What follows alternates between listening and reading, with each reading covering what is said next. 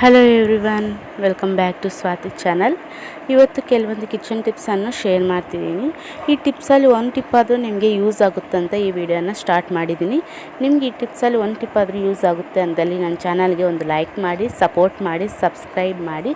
ನಿಮ್ಮ ಸಪೋರ್ಟಿಂದ ನನಗೆ ತುಂಬಾ ಮುಖ್ಯ. ನನಗೆ ಒಂದು ಪ್ರೋತ್ಸಾಹ ನೀಡಿದಂಗೆ ಇರುತ್ತೆ. ನಾನು ಇನ್ನೂ ಒಳ್ಳೆ ಟಿಪ್ಸನ್ನು ನಿಮಗೆ ಶೇರ್ ಮಾಡ್ತಾ ಇರ್ತೀನಿ. ಪ್ಲೀಸ್ ನನ್ನ ಚಾನಲ್ಗೆ ಸಪೋರ್ಟ್ ಮಾಡಿ. ಟಿಪ್ ನಂಬರ್ 1, ನಾವು ಈ ರೀತಿ ಗಾಜಿನ ಕಪ್ಪಲ್ಲಿ ನೀರಾಗಿರ್ಬೋದು, ಕಾಫಿ ಆಗಿರ್ಬೋದು, ಏನಾದರೂ ಮತ್ತು ನಾವು ಇನ್ನೊಂದು ಗ್ಲಾಸ್ಗೋ ಇಲ್ಲಾಂದರೆ ಒಂದು ಬೌಲ್ಗೋ ಹಾಕೋಬೇಕಂದ್ರೆ ಈ ರೀತಿ ಬಗ್ಸಿ ಹಾಕ್ಕೊಳ್ಳೋದ್ರಿಂದ ನಮಗೆ ಆ ಗ್ಲಾಸ್ ಹಿಂದೆಯೇ ನೀರು, ಕಾಫಿ ಎಲ್ಲ ಏನಿದೆ ಆಚೆ ಬಂದುಬಿಡುತ್ತೆ. ಮತ್ತು ನಮಗೆ ಒರೆಸೋದು ಒಂದು ತುಂಬಾ ಕಷ್ಟ ಆಗುತ್ತೆ.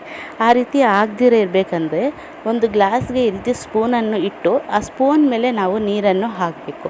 ಈ ರೀತಿ ಹಾಕೋದ್ರಿಂದ ನಮಗೆ ಆ ಗ್ಲಾಸ್ ಹಿಂದೆ ಬರೋವಂಥ ನೀರು ಆ ಗ್ಲಾಸ್ಗೆ ಬೀಳುತ್ತೆ ಮತ್ತು ನೀರು ಒಂಚೂರು ಕೂಡ ಚೆಲ್ಲೋದಿಲ್ಲ. ಇದೇ ರೀತಿ ನೀವು ನೀರು, ಕಾಫಿ ಏನಾದರೂ ಆಗಿರ್ಬೋದು, ಬೌಲ್ಗೆ ಇಲ್ಲಾಂದರೆ ಗ್ಲಾಸ್ಗೆ ಈ ರೀತಿ ಬಗ್ಸಿ ಹಾಕ್ಕೊಳ್ಳೋದು ಬದಲು ಒಂದು ಸ್ಪೂನನ್ನು ಇಟ್ಟು ಮತ್ತು ನಾವು ಈ ರೀತಿ ಹಾಕ್ಕೋಬೇಕು. ನಿಮ್ಗೆ ಈ ಟಿಪ್ ಇಷ್ಟ ಆಗಿದೆ ಅಂದ್ಕೊಂಡಿದ್ದೀನಿ. ಇಷ್ಟ ಆಗಿದೆ, ನಿಮ್ಗೆ ಯೂಸ್ಫುಲ್ ಆಗಿದೆ ಅಂದಲ್ಲಿ ನನ್ನ ಚಾನಲ್ಗೆ ಒಂದು ಲೈಕ್, ಸಬ್ಸ್ಕ್ರೈಬ್ ಮಾಡಿ, ಸಪೋರ್ಟ್ ಮಾಡಿ. ಟಿಪ್ ನಂಬರ್ 2, ನಾನಿಲ್ಲಿ ವೇಸ್ಟ್ ಆಗಿರೋಂಥ ಒಂದು ಬಲೆ ಇದೆ, ಸಿಂಗಲ್ ಬಲೆ. ಆ ಬಲೆಯನ್ನು ನಾವು ಯಾವ ರೀತಿ ಉಪಯೋಗಿಸ್ಕೋಬೋದು ಅಂತ ತೋರಿಸ್ತೀನಿ. ನಾವು ಕಿಚನಲ್ಲಿ ಬಲೆಯನ್ನು ತುಂಬ ಚೆನ್ನಾಗಿ ಉಪಯೋಗಿಸ್ಕೋಬೋದು. ಅದು ಯಾವ ರೀತಿ ಅಂದರೆ, ನಾವು ಸಾಂಬಾರು, ಕರಿ ಈ ರೀತಿ ಏನಾದರೂ ಮಾಡುವಾಗ ಮತ್ತು ಅದು ಸೈಡ್ಗೆ ಇಡಬೇಕಂದ್ರೆ ನಾವು ಸ್ಟ್ಯಾಂಡನ್ನು ಹಾಕಿ ಮತ್ತು ಅದ್ರ ಮೇಲೆ ಬೌಲನ್ನು ಇಡ್ತೀವಿ. ಅದ್ರ ಬದಲಾಗಿ ಸ್ಟ್ಯಾಂಡ್ ಇಲ್ಲ ಅನ್ನೋಂಥ ಟೈಮಲ್ಲಿ ಈ ರೀತಿ ವೇಸ್ಟ್ ಆಗಿರೋಂಥ ಬಲೆ ಇರುತ್ತಲ್ಲ, ಆ ಬಲೆಯನ್ನು ಇಟ್ಟು ಮತ್ತು ಅದ್ರ ಮೇಲೆ ಈ ಸಾಂಬಾರು, ಕರಿ ಬೌಲನ್ನು ಇಟ್ಟರೆ ನಮ್ಗೆ ತುಂಬ ಸಪೋರ್ಟಿಂಗಾಗಿ ಇರುತ್ತೆ.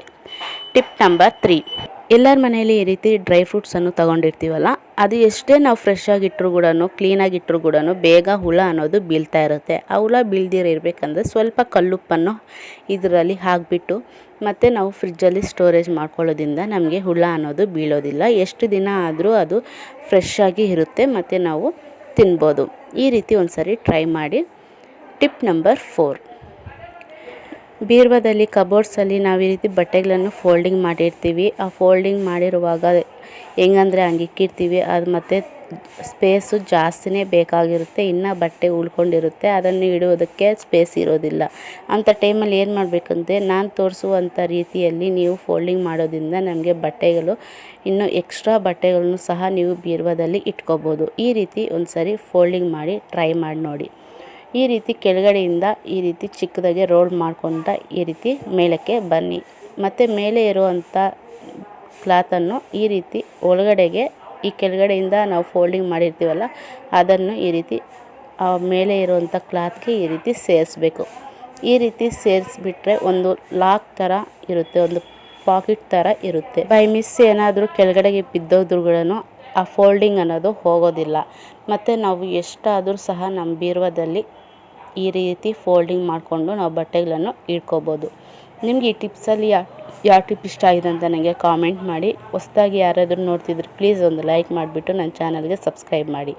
ಟಿಪ್ ನಂಬರ್ 5, ಮನೆಯಲ್ಲಿ ಈ ರೀತಿ ಬೆಲ್ಟ್ಸ್ ಅನ್ನೋದು ಜಾಸ್ತಿ ಇರುತ್ತೆ. ಬೆಲ್ಟ್ಸ್ ಈ ರೀತಿ ಎಷ್ಟು ಫೋಲ್ಡಿಂಗ್ ಮಾಡಿದ್ರು ಕೂಡ ಅದು ಬೇಗ ಹೊಟ್ಟೋಗ್ತಾ ಇರುತ್ತೆ ಮತ್ತು ನಮಗೆ ಆ ಬೆಲ್ಟ್ಸ್ಗೆ ತುಂಬಾ ಜಾಗ ಬೇಕಾಗುತ್ತೆ. ಆ ರೀತಿ ಆಗದಿರ ನಾನು ತೋರಿಸೋ ರೀತಿ ಈ ರೀತಿ ಫೋಲ್ಡಿಂಗ್ ಮಾಡಿಕೊಂಡು ಒಂದು ಬಾಕ್ಸಲ್ಲಿ ಸ್ಟೋರೇಜ್ ಮಾಡಿಕೊಂಡ್ರೆ ನಮಗೆ ಬೆಲ್ಟು ಬೇಗನೂ ಸಿಗುತ್ತೆ ಮತ್ತು ಸ್ಪೇಸ್ ಕೂಡ ಕಡಿಮೆ ಆಗುತ್ತೆ. ಈ ರೀತಿ ಟ್ರೈ ಮಾಡಿ. ಈ ರೀತಿ ಒಳಗಡೆಗೆ ಆ ಬೆಲ್ಟನ್ನು, ಕೊನೆ ಎಡ್ಜ್ ಇರುತ್ತಲ್ಲ ಆ ಎಡ್ಜನ್ನು ನಾವು ಈ ರೀತಿ ಒಳಗಡೆಗೆ ಸೇರಿಸ್ಬೇಕು. ಈ ರೀತಿ ಸೇರಿಸ್ತಾ ನಮಗೆ ಎಷ್ಟು ಸೈಜ್ ಬೇಕೋ ಅಷ್ಟು ಸೈಜ್ವರೆಗೂ ನಾವು ಈ ರೀತಿ ಫೋಲ್ಡ್ ಮಾಡ್ಕೋಬೋದು. ಈ ರೀತಿ ಟ್ರೈ ಮಾಡಿ ನೋಡಿ. ನೀವು ಒಂದು 10-15 ಬೆಲ್ಟ್ ಆದರೂ ನೀವು ಫೋಲ್ಡ್ ಮಾಡಿ ಇಟ್ಕೋಬೋದು. ತುಂಬಾ ಸ್ಪೇಸ್ ಅನ್ನೋದು ಮಿಕ್ಕುತ್ತೆ. ಈ ರೀತಿ ನಿಮ್ಗೆ ಎಷ್ಟು ಸೈಜ್ ಬೇಕೋ ಅಷ್ಟು ಸೈಜ್ವರೆಗೂ ನೀವು ಈ ರೀತಿ ಫೋಲ್ಡಿಂಗ್ ಮಾಡ್ಕೋಬೋದು. ನೋಡಿದ್ರಲ್ಲ, ಈ ಟಿಪ್ಸ್ ನಿಮ್ಗೆ ಇಷ್ಟ ಆಗಿದೆಯಾ? ಇಷ್ಟ ಆಗಿದ್ದಲ್ಲಿ ಒಂದು ಲೈಕ್ ಮಾಡಿ, ನನ್ನ ಚಾನಲ್ಗೆ ಸಬ್ಸ್ಕ್ರೈಬ್ ಮಾಡಿ. ಈ ಟಿಪ್ಸಲ್ಲಿ ಒಂದು ಟಿಪ್ ಆದರೂ ಯೂಸ್ ಆಗುತ್ತೆ ಅಂದಲ್ಲಿ ಪ್ಲೀಸ್ ನನ್ನ ಚಾನಲ್ಗೆ ಸಪೋರ್ಟ್ ಮಾಡಿ. Thank you.